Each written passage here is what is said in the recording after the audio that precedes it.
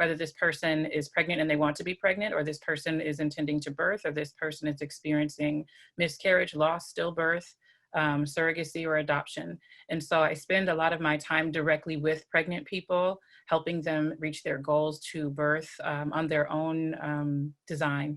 And so in that lens, I'm also an advocate for some people, depending on if they have medical care providers that they're not in alignment with, if they're looking for extra care postpartum. So for the most part, I feel very much like, a direct service provider. I do also engage with legislators in that regard, talking about laws that are affecting people in my care, and just in a broader sense, as well as policy with hospitals and institutions. An incredible amount of work. Thank you all three for your work here in Wisconsin, which leads me into my next question, which I've already shared with all three of you, is one I am really excited to hear your answers on. As we talked about, as Lisa described earlier, Wisconsin leads the nation in Black infant mortality and has an alarming Black maternal mortality disparity rate, and is a leader in racial inequality as measured by stark disparities, as we all know, in all those social determinants of health.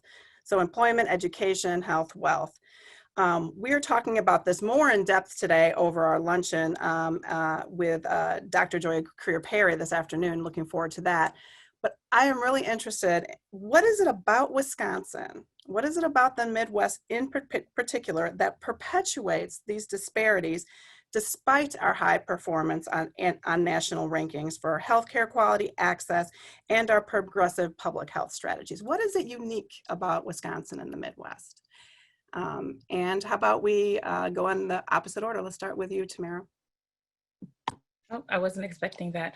I would say we have to look historically about what has happened, right? So in my family tree, people migrated from Florida, Mississippi, Georgia, and Alabama to the Midwest. And in that process, in the 1930s, 40s, and 50s, there was this expectation that racism wasn't going to be as insidious here, and that this is where the opportunities were for the industrialization that was going on during that time frame. And we were sold a bill of goods, so to speak. And so when we think about how on a level of education, incarceration, schools, healthcare, and all of those things, like we say in Madison, it's the tale of two cities. It is really the tale of two different experiences. And so when we think about how racism was so in your face in the South, there's this misperception that it's somehow non-existent in the Midwest or up North. And that absolutely is not true. With my family tree having many people in Chicago, I can tell you that there were race riots there when people of color moved into certain neighborhoods. In Milwaukee, there was race riots. There were people who were lynched in Ohio. So I mean, there's a very strong sense of we're safer here, and we're absolutely not. I would say that it's like a candy-coated racism here, where you think that on the surface everything is fine here, but there is very much a very strong presence of hetero, patriarchal, white supremacist racism and capitalism that affects everything very deeply. Thank you. Candy-coated racism, the tale of two cities. Dr. Green, what is it unique about Wisconsin, about the Midwest? So it's really interesting. I just left another institution in Richmond, Virginia, and Richmond's easily the most racist place I've ever lived. And I don't say that because other places are not racist. It's that I remember a colleague at another place telling me, just horrified that they had seen a Confederate flag. And I was like, I was waiting for the rest of the story. And then I realized it was not normal, right? People marched with Confederate flags every Friday. The Klan recruited by the courthouse just before I left. I mean, it is literally the capital of the Confederacy. But if I think about the very direct experiences of racism that I've had, they've mostly been here as a postdoc. And the way that racism manifests here is really interesting. And the conclusion that I've drawn is that it can't be any other way. A health inequality can't be any other way, given the way that the Midwest is set up. So Tamara said it perfectly well, talking about the Great Migration and the ways that which Black folks were sold a bill of goods. But I would also go to say that as I teach my students, race is fundamentally a way of allocating resources. And that's what's happened here. We had Black people that migrated from the South to escape Jim Crow. and white folks here use things like racial covenants to control where Black folks live. They use things like hyper segregation. These are some of the most hyper segregated areas in the entire United States are in the Midwest, right? And so when you have segregation, that's a way of that's the most insidious form of structural racism. It determines where you go to school. It determines the quality of your schools. It determines the quality and existence of hospitals, right? And so when we're talking about health in general, when we're talking about reproductive health specifically, that misallocation of resources on the basis of race means that Black women's disparate health outcomes there can be no other result. And that coupled with the fact that of deindustrialization, where the way that we access the so-called mythical middle class was the ability to have jobs in industry. And when those jobs were gone, when the unions get gutted, right? Those protections that Black people had to be able to protect against some of the forms of racism that emerge in the labor market are gone, right? And so that plus incarceration, plus the wide gaps in home ownership in Wisconsin and other Midwestern states means that the very things that we need to birth successfully, having stable home, having wealth, having income, having jobs with benefits, all of those gaps are widest in the Midwest, including in Wisconsin. So the fact is, I mean, it's just not a surprise to me, and it shouldn't be a surprise to anyone else. The question is, what are we going to do about it? Thank you. And yet, in conversation after conversation, it is a surprise to folks that we lead the nation, and continues to be a surprise. Gina, tell us, what is it unique about Wisconsin, about the Midwest, that surprises people and that perpetuates these inequities? Yeah, so everything that has been said is absolutely in agreement with. I think the interesting thing about I've lived in Wisconsin and Ohio, right? So growing up in Wisconsin, one of the things that I did not notice until I left the state was just how we are just totally segregated. And when you think about Wisconsin, at least, you've got a total southeastern corridor that is specifically where your people of color pretty much live and have migrated to. That in itself perpetuates a lot of the racism and opportunities for racism that we see. And I think it's to Dr. Green's point, when you're looking at distribution of wealth, it's much easier to distribute wealth inequitably if you have a section of a state where you can actually confine or decide not to send resources to. And I think that's what we see, and particularly when we think about Milwaukee, Kenosha, Racine, right? Beloit area. When you think about that corridor and resources that are not in that corridor, that's an intentionality around how do we reduce or keep people in a certain sect to actually not enjoy some of the other socioeconomic opportunities, job opportunities, for instance. I think about, for instance, Beloit and Janesville is a really great example for me. When you think about that corridor, you go to Janesville and you will certainly see wealth, you will see economic status, but you will also see predominantly white folks. You take not even 10, 15 minutes away, there's Beloit, it's predominantly African-American. The health disparities are off the chain. The lack of support around hospitals and care systems are really, are much more reduced, right? So when you think about Beloit having loss of its only FQHC, Federally Qualified Health Center, right? But then what does that do to the impact of the health of the poorest and most neediest people? You are then marginalizing them even more. And then it goes to that whole sense of hyper-segregation as well. And we know that happens in Milwaukee. Certainly when we look at Milwaukee in particular, we've got these four sides of the city, right? And we've got these separations that are not clearly demarked, and we know that whether you're on the north side or the south side determines the level of care you get. Whether you're in some of our what we call early suburbs, because you can get 15 minutes anywhere, but the difference between Waukesha and Milwaukee is incredible, and it's really a walk across the street. So what do I think happens is just exactly what we're talking about. We have such clear lines of the discrimination, of separation, and marginalization in Milwaukee, Wisconsin in particular, that it is is clearly a pathway to demonstrate why our numbers are so horrible in terms of birth outcomes, in terms of health outcomes. It's really easy to see that this separation is really is clear. And I would also venture to say Dane County also has some of those same challenges, though they've been swept under the rug for some time. And I'm excited that they're finally bringing to light that no, we too have these struggles, and stop pretending like we don't, because if we don't ever entertain the true conversations, we will never get to the point of actually changing the narrative. And I think that's really going to be critical in the work that we are doing. And so for me, what do I think? I think, and I'm going to stop here, but what are we going to do about it? Well, I have just been of this attitude lately that, you know what, we're the ones we're waiting for. And we're the ones who have to, just as Dr. Green is saying, we've got to change our narrative. We've got to, those of us who are in certain spaces, we have to use our platforms to begin to make change. And we have to not be afraid of the consequences that will come from that. So I'm going to stop there and talk about that in the later question. Well, it's a perfect segue. Let's talk about we are the ones we've been waiting for. Let's jump over to Dr. Tiffany Green.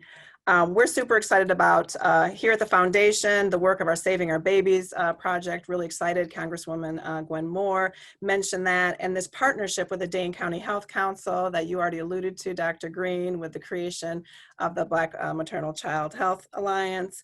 So now we're in the third year of this incredibly important work around saving our babies.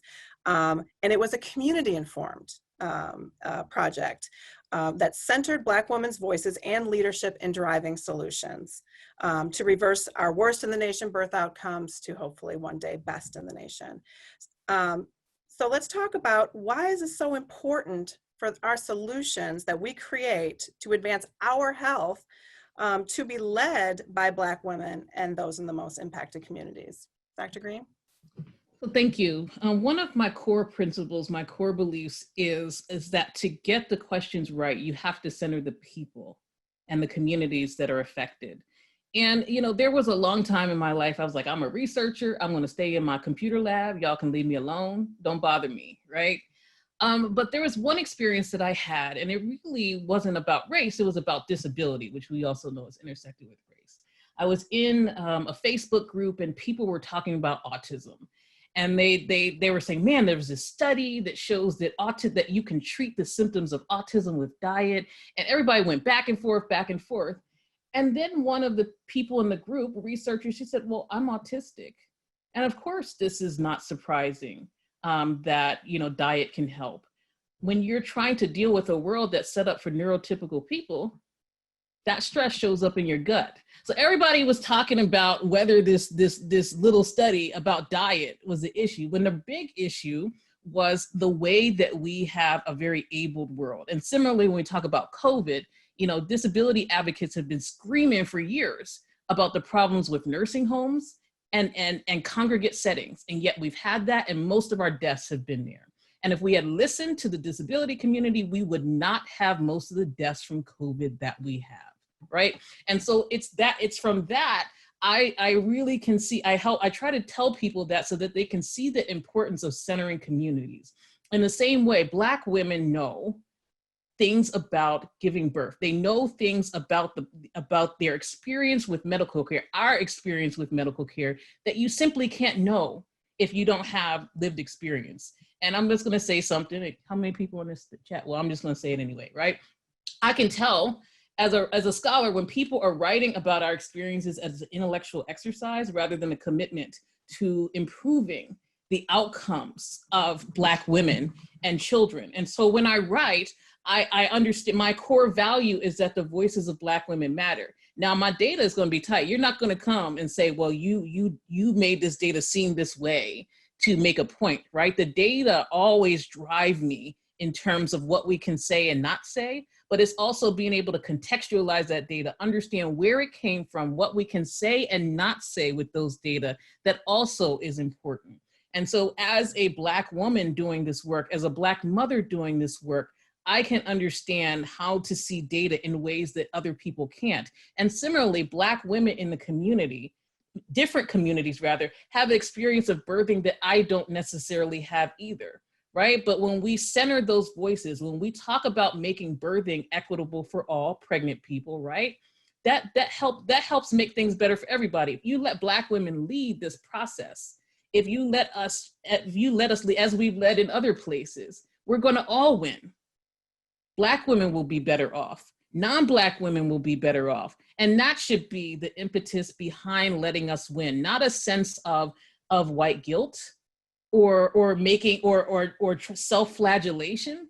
It should be because our knowledge brings something to the table that other folks does not. And that's what I try to explain to people. That's why you let Black women lead, because you want better, right? And that's where I land on this side of things.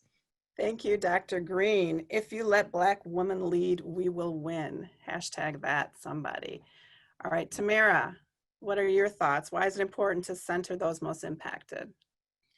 I think the main reason, I want to edify everything that Dr. Green just said. Yes to all of that. I was snapping my fingers, but I also would add to what she says. Not only does it help us in the regard of people are getting their needs met from a centralized standpoint, but the practitioners, right? So I'm a student midwife, and right now, currently, as a Black student midwife, there are so many midwives across the state of Wisconsin. If we were to count on our hands how many there are that are Black women, we would have a total of 2, right?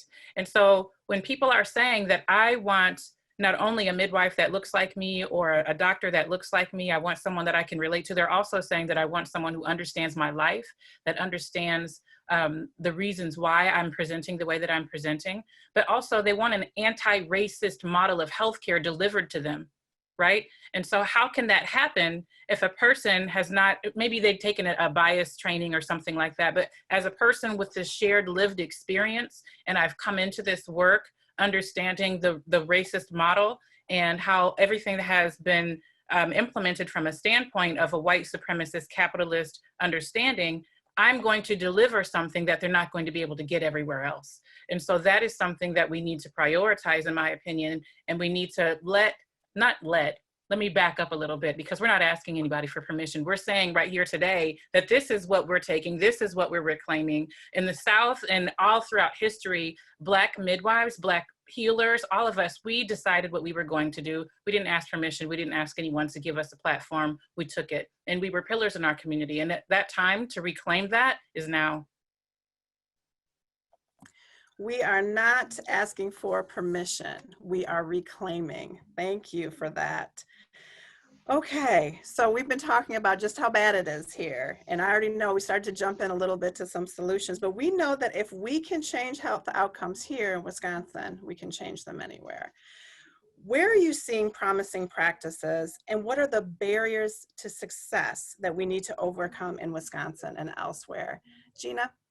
Yep. So I just want to share, I think the Life Course Initiative for Healthy Families is certainly an opportunity to address the issues around this what I just call just a sad situation. And I'm being really nice today, so work with me. It's Friday, but it's really something that is imperative that we address. And so what Life Course has really began to focus on in our iteration is that we understand everything. I think, like Dr. Green is saying, looking at the data, what is the data saying? And then, as Tamara is saying, looking at how do we make sure Black women's voices are at the table in a really important way. And so what we've been doing is 2 things. We actually we modified our program entirely from using a collaborative model where we were allowing or asking organizations to lead our charge, into saying, no, we need the families and the women to actually lead the charge. So we're actually gathering data and collecting data to really say,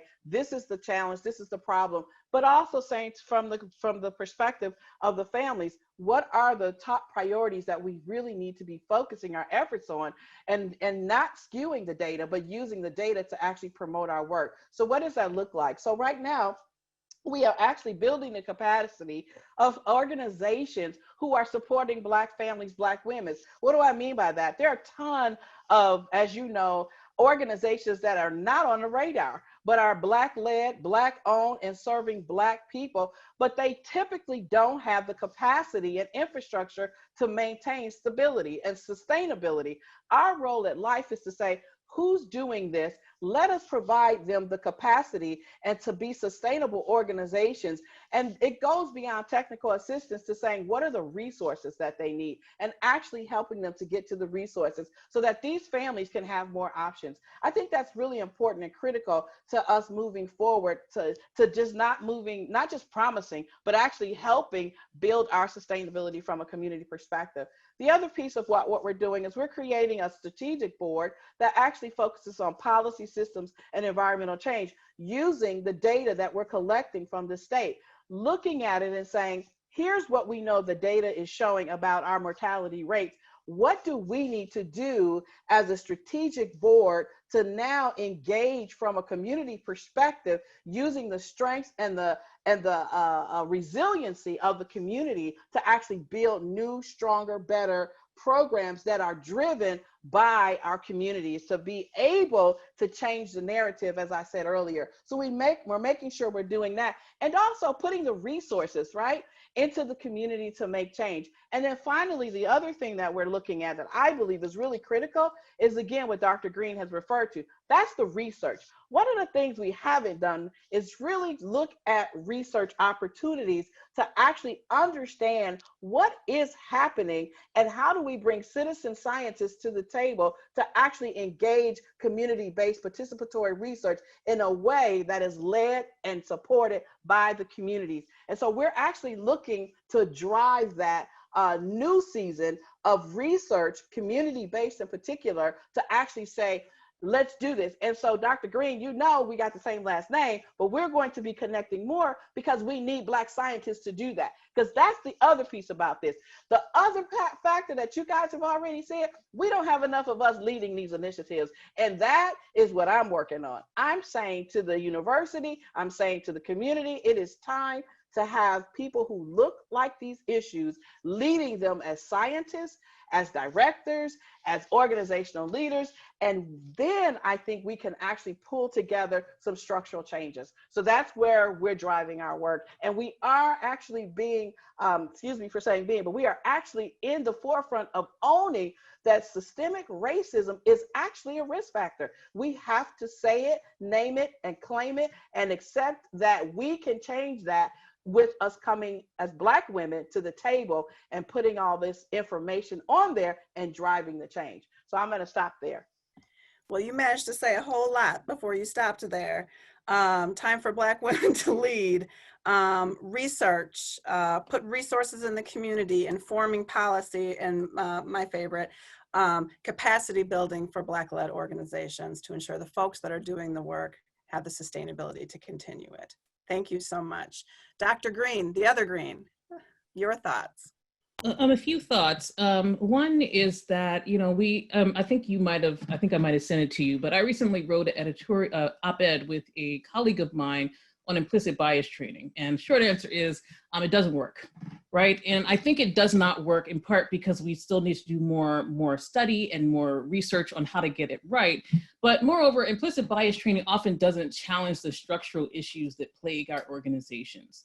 And the first thing I would say is that's needed is that we need to strengthen Title VI civil rights laws. And specifically, we need to close loopholes in that law and the Affordable Care Act that make it harder for individuals to bring lawsuits against doctors, and that make it harder for people to bring lawsuits that address the disparate outcomes among groups, right? So I think the first thing we need to do is to make sure that we understand the laws very well, and to advocate for changes in these laws, and to advocate for a strengthened Department of Justice at the federal level to investigate civil rights violations that result from discrimination in healthcare. Similarly, with the Affordable Care Act, there are rules that for hospitals to maintain their nonprofit status, they must have a community assessment. And so that's an opportunity for different community groups to advocate and make clear what their needs are and hold these institutions accountable for the behavior that they are enacting on different populations. So those are some of the big policy things that we need to press our elected officials to address. In terms of individual level things, I also want to talk about racism in medical care. And again, we're talking about implicit bias when explicit stereotyping is embedded in the way that clinicians practice medical care. There are a lot of examples of this, including race embedded in calculations of kidney function, but particularly when it comes to birthing, if you are Black or if you are Hispanic, if you're trying to assess the success of a trial of labor after a C-section, if you're Black or Hispanic, you're automatically downgraded. Now, I won't get into the poor racist science that is based on, but the reality is that is embedded in the way clinicians practice birthing. And given how disjointed our birthing systems are, the fact that most pregnant people don't have the same clinician for prenatal care that they have for birthing, we have a recipe for bias in the system. So I think another thing that we can do is explicitly examine how racial algorithms are embedded in the way clinicians practice care, and how that disadvantages Black women in particular, and other groups, but we're talking about Black women right now. And the nice thing that I've heard is that the Society for Maternal and Fetal Medicine is working to rid that formula of race and ethnicity. And so those are the concrete things that we can do to address bias. I'm not that interested in trying to change individual level behavior. I'm trying to how can we make organizations hostile for racists? Like that, I know that sounds like really, that's key. I mean, individual level stuff is cool, but how do they feel comfortable doing those things? I'm not as concerned, of course I'm concerned about George Floyd being murdered, but I'm more concerned about the fact that a white officer felt perfectly comfortable being videotaped because he had no concept that he would ever be held accountable. That's the problem. So those are some of the things on a larger scale that I think we need to address. But you asked me about the Midwest. So a couple of things. One, I think, is birth cost recovery. So we have Dane County, fortunately, got rid of its birth cost recovery that sort of goes after women in particular who don't name their partners for the cost of, say, get Medicaid and other social services. This is a problem, particularly if women, even if they're in a good relationship, how that can be disruptive. Or they're in an abusive relationship, or they've been assaulted, right? You're forcing them to name their abuser, right? And so I'm very interested in understanding what the impacts of Dane County repealing that policy are, and I hope that will also have impacts on other counties in the state, Milwaukee, that are still engaging in that policy. Now, again, the data are gonna say what the data are gonna say. If there's no effect, that's what we're gonna say. But we at least need to understand, at least need to investigate the impacts of those policies. In terms of what we can do, the final thing I'll say is that I think San Francisco is implementing a pilot program to give non-conditional cash transfers to Black and I believe Pacific, maybe Tamara knows better than I do, Pacific Islander women. It's giving them money. I'm not for all these programs. I'm an economist and we are problematic in a lot of ways, but one of the things that we do well is show that it's much more effective to just give people money.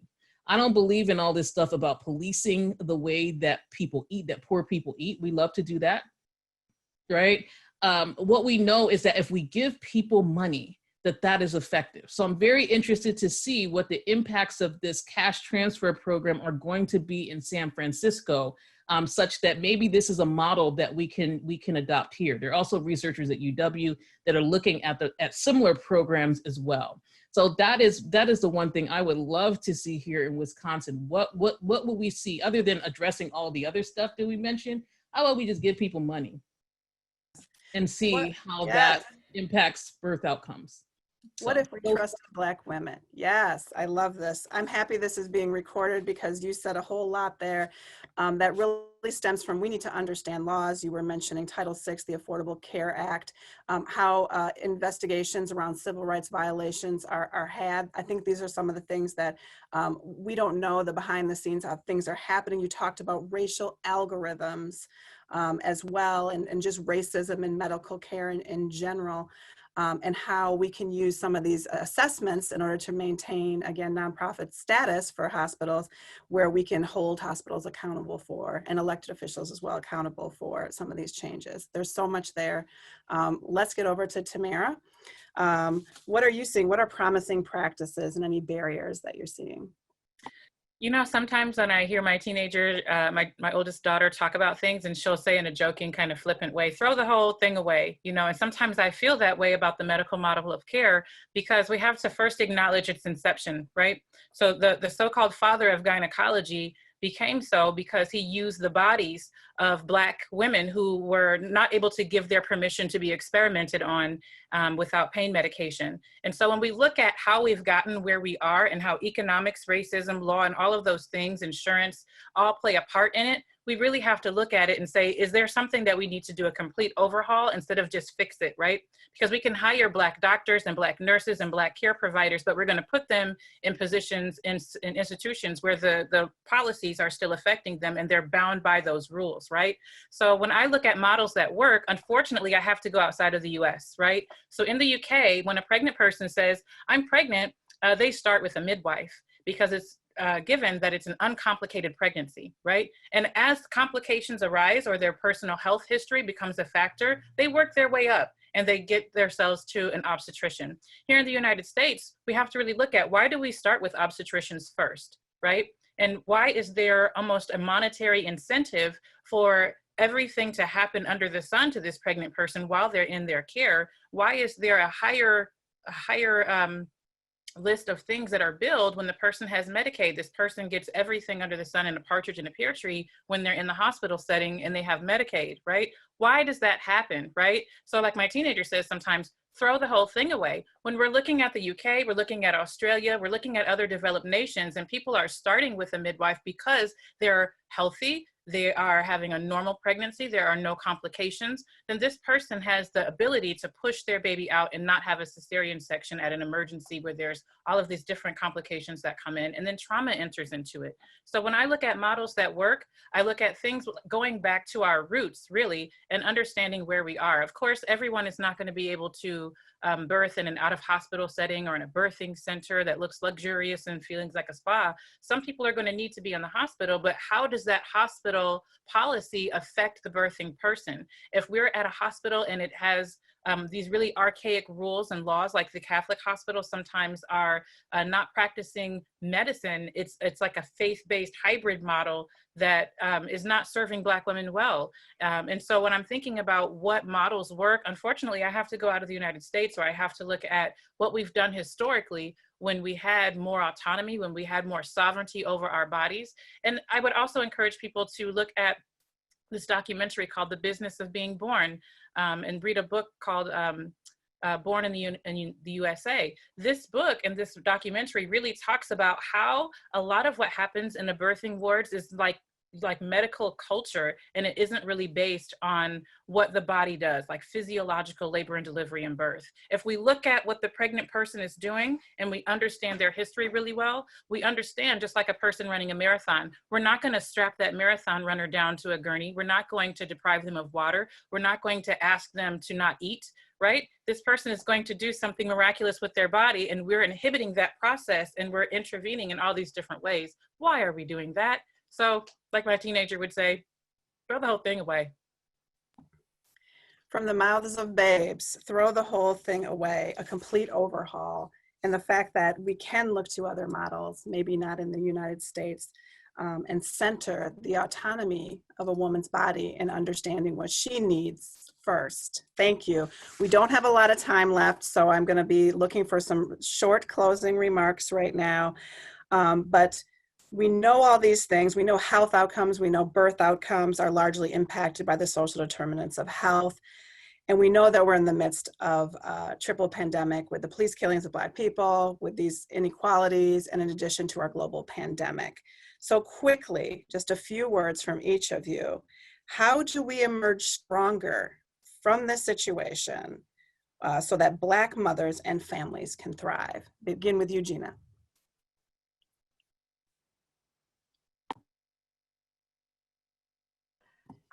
I think as we continue to look at how to emerge, I just think it's going to be a triangular piece. I think it's definitely everything that has been said today. So I'm looking at how we look at the healthcare industry, how do we look at our academic institutions who are doing this work, and then how do we build all those frameworks within communities? Because it has to be triangular in my estimation, that everything has to be pulled and frameworked together. And then we have to, again, make sure that it is centered around, however, the voice of the community. And I think someone said, I can't remember who said it, letting Black women lead, just give us the money, let us do what we need to do. That has to actually fold into all of that. And my last words would be, get out of our way and let us do what we do. There has been resilience in our community for a reason, and let us lead that. So that would be my closing comments. Thanks so much for having me. Thank you for being here. I look forward to working with you. Get out of our way, give us the resources. Dr. Green, final last words for us? I guess my final word would be to echo that. Let Black women lead, and let us not lead because you feel guilty, but because we are the right people for the job, and we have the evidence for that. And I think we need to move away from treating racism as a problem of individual level actors, as one that, it's embedded in our very power structures, right? And we have, again, I'm an evidence-based person, we have the evidence for that. So given that, just like I said, get out of the way, let us lead, and we'll take care of this, as we always do. I love it. I hear some solidarity in voices, and bring us home, Tamara. I want to challenge people that have an idea to go into independent practice. So people who are going to medical school, people who are going into law, people who are going into all of those different fields, particularly thinking about health, I want them to think about, instead of working for an institution, I want them to think about being business owners in independent practice, and for us to make sure that not only on an economic level that we regain some control and power over our bodies, but also making sure that we have the autonomy to practice in ways that are not restricted by oppressive systems. We have to make sure that we factor in, like, there's something going on with ICE where they're removing people's hysterectomies, right? And someone, a Black woman, had to blow that whistle. We have to be ready for this thing to morph and change. Just like slavery being abolished, it turned into a whole thing with convict leasing. So we have to be ready for this whole thing that we're looking at, the belly of the beast, to morph, and be ready for that. I want to see more people ready to take that leadership. Yes, stepping into leadership positions, taking over our own care, providing us the resources and letting us lead. Thank you to these three dynamic panelists, women that I have the honor of knowing and working with in this work, that are working in the Midwest, but whose influence should be, if it's not already, known nationwide. Hopefully this platform allows Wisconsin and the work to be amplified.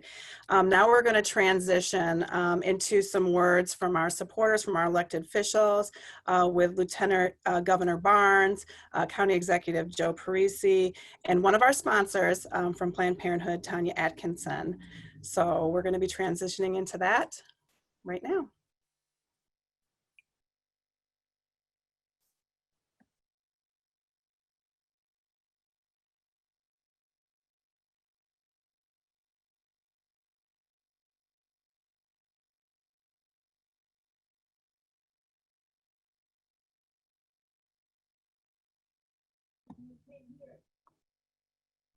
Appears we're having some technical difficulties. We're unable to hear right now what our Lieutenant Governor is saying.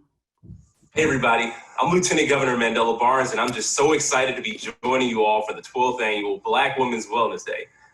I first want to thank the Foundation for Black Women's Wellness and all the amazing organizers and wonderful advocates for putting on this important event year after year, but especially this year, in the midst of numerous challenges and crises that we're all facing.